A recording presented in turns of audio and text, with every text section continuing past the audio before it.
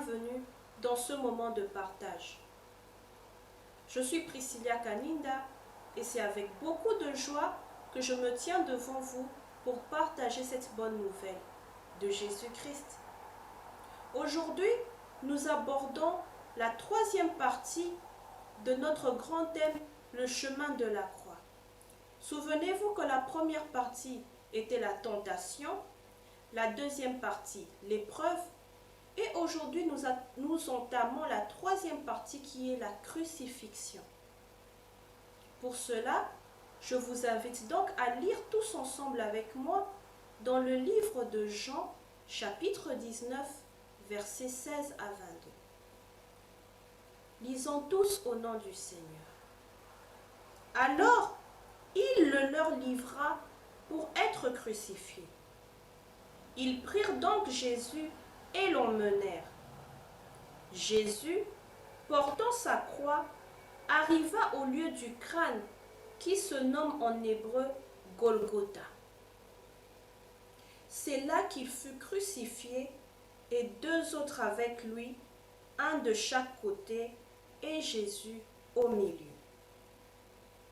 Pilate fit une inscription qu'il plaça sur la croix et qui était ainsi conçue: Jésus de Nazareth, roi des Juifs.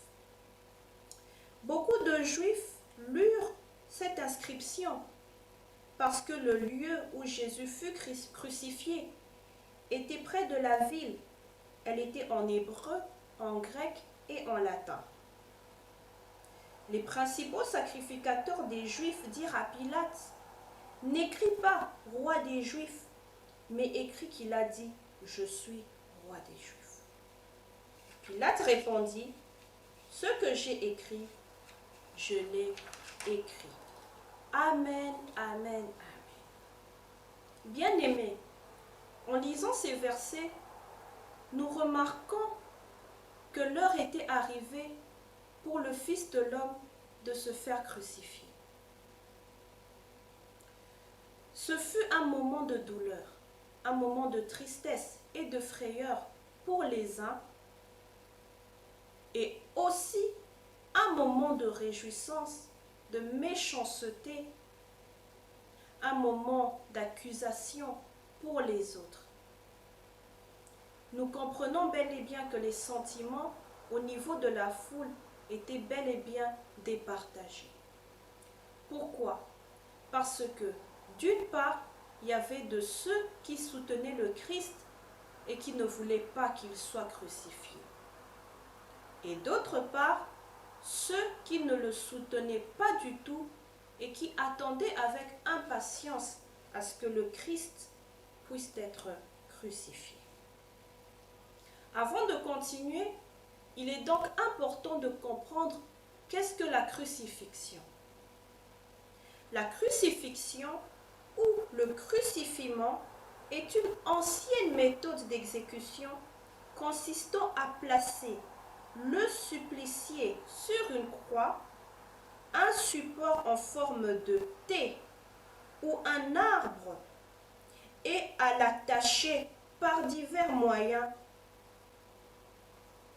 La crucifixion n'était pas seulement une exécution rapide, mais plutôt une longue et humiliante agonie, pleine de bruit et de fureur, au milieu du sang, réellement le pire des supplices.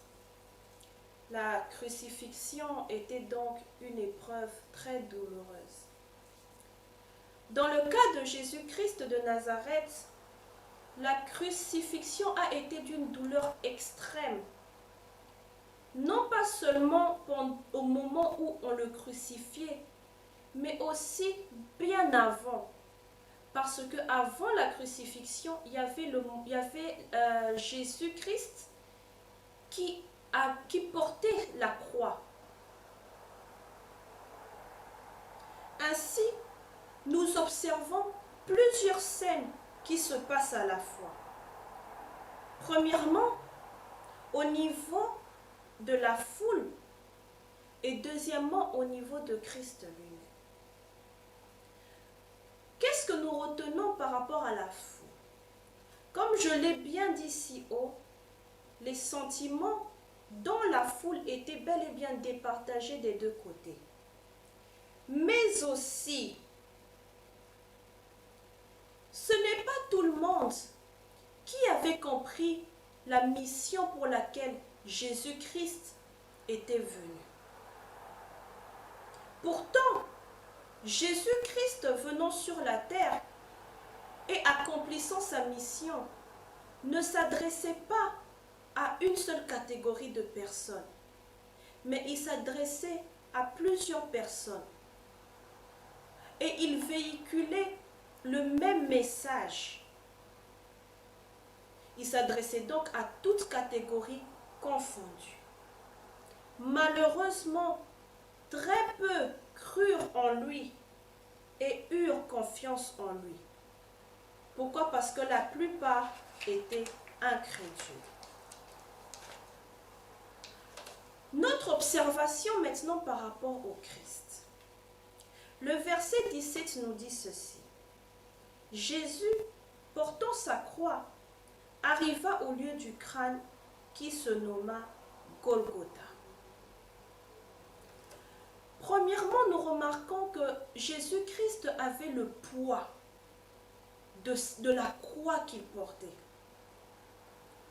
Lorsque nous analysons très bien, nous comprenons que ce poids était dû à l'incrédulité des hommes sur la terre. S'il n'y avait pas d'hommes incrédules, le poids de Jésus-Christ serait allégé. De plus, le poids de cette croix représente nos péchés, notre insouciance par rapport aux choses du royaume, notre vie charnelle, sans amour, avec beaucoup de haine et de mépris par rapport à nos semblables, mais aussi notre cœur renflé d'orgueil, nous voulons seulement notre propre volonté et bien d'autres. La croix a beaucoup pesé sur Jésus-Christ, bien qu'à un moment, il a obtenu l'aide de Simone de Cyrène, qui devait l'aider à porter cette croix pendant un temps. Cependant, nous remarquons au moment de la crucifixion, Jésus-Christ humilié avec une couronne remplie d'épines, des clous ayant percé ses mains, ses pieds. Son corps était rempli de sang. Il était humilié dans sa propre chair. Tout ça à cause de nous. Bien-aimés, c'était un sacrifice vraiment inexprimable. Mais ce sacrifice attend aussi beaucoup de nous. En effet, la crucifixion de Jésus-Christ nous apporte tous un message pertinent. Je vous ai bien dit que Jésus-Christ ne s'adressait pas seulement à une seule catégorie de personnes. Il n'était pas seulement venu pour les chrétiens, non. Il était venu pour tout le monde. Et surtout pour ceux qui ne connaissaient pas Christ, afin d'être sauvés. Le message de Jésus-Christ au travers de cette crucifixion nous aide à nous conscientiser aussi dans le but d'abandonner cette vie de péché qui nous sépare de Dieu. La Bible nous dit dans Romains chapitre 3 verset 23, car tous ont péché et sont privés de la gloire de Dieu. Aussi, cette crucifixion ajoute la sagesse divine dans notre observation de la loi, dans notre façon de voir les choses, ce qui nous éviterait de commettre aussi pas mal de péchés. Car la Bible nous dit encore dans Jacques chapitre 2 verset 10, car quiconque observe toute la loi, mais pêche contre un seul commandement, devient coupable de tous. Il est donc important que nous puissions tous abandonner cette vie de péché, notre incrédulité, nos désirs charnels, nos mauvais cœurs, nos cœurs de pierre,